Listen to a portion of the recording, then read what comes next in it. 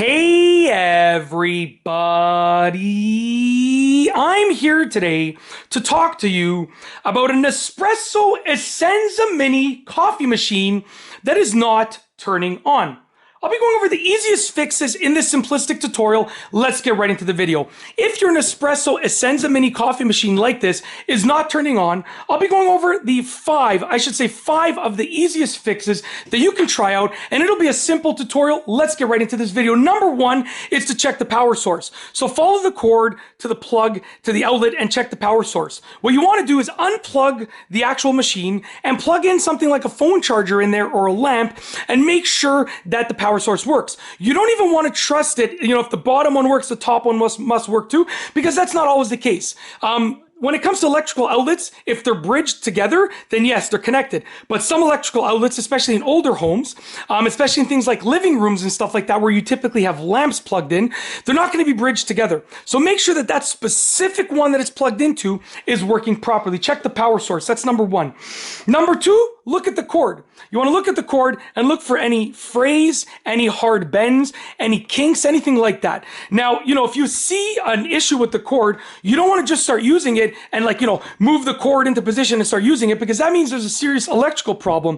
So what that means is you want to repair the cord. So contact an electrician or, contact the company and see if you can get the cord repaired. But at least you know what might be causing the problem. You can also try sort of wiggling the cord around and pressing the buttons to turn the machine on while you wiggle the cord around. See if when you wiggle it, it starts working. And if that's the case, then like I said, you need to repair the cord. Don't just start using it, but make sure you repair the cord. Don't just start using it while holding the cord like this. Don't do anything like that, because it's electricity we're talking about here. Okay, that's number two. Check out the cord, wiggle it around, inspect it, see if you see any issues with it.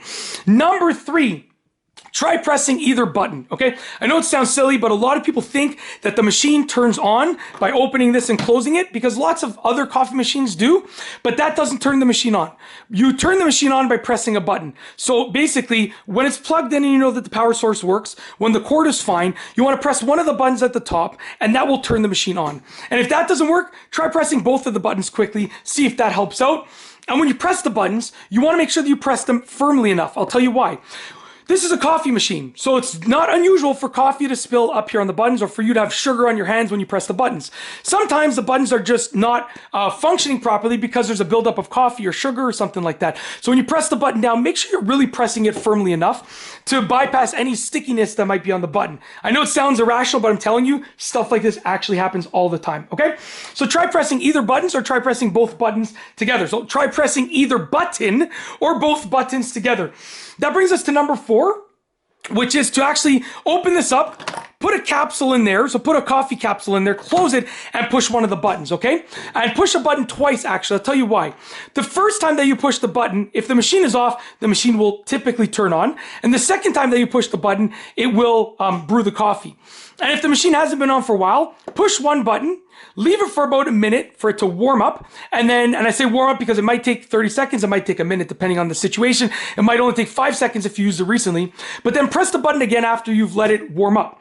If your machine brews coffee, then your machine is turned on, but these lights are not working. So it might be a hardware issue where maybe the lights aren't working. So to just see if it's a hardware issue, like I said, open this up, put a coffee capsule in, close it, okay? Push one of the buttons, give it about a minute to imagine it turning on and warming up, even if these aren't illuminated, and then push one of the buttons again with a cup under here, and hopefully it brews. If it brews a coffee, then that means that it is an issue with the lighting, not the machine itself. The machine works, but the lights aren't turning on, okay?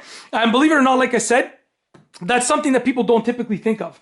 Last but not least is number five, which is to actually remove the water tank. So just to remove the water tank, you basically pull it back like that and lift it out of place. Leave it up for about 30 seconds, push it back down, and wedge it back in place. Now, I don't know what significance this option has, but I've read online that a few people have solved the problem by doing that. So I don't know how it's connected, but I've read online that it works. That could also be the result that, excuse me, oh, I'm sorry. I need to drink some water. I do apologize about that. Ooh, that was pretty rude, but oh, another one's coming out. Sorry, excuse me. Just so you know, that was not a fart. That was a burp. Just so it's clear. I don't want people to think I'm over here just farting it up or something like that. Anyways, I feel a lot better now. So anyways, I don't know if maybe that was a coincidence, that maybe the machine was overheating, right? And then when they did this, oops, I just dropped some water. Coincidentally, it just cooled down at the same time. So maybe that's the case, but regardless, it's worth giving a try, giving it a shot, because you just never know if it's gonna work. But yeah, that's it. And essentially also you want to let it cool down. I know I said 5, but the 6th one would be let it cool down, because maybe it's overheating. Let it cool down and then try turning it on again after it has be given 20 minutes, half an hour to cool down. And when you're trying to let it cool down, unplug it, leave it unplugged. That'll really allow it to cool down as quickly as possible. You don't want to put anything cold around it. It's just a matter of it getting back to sort of room temperature / lukewarm temperature. That's it. Just so it's clear. Also, random side note.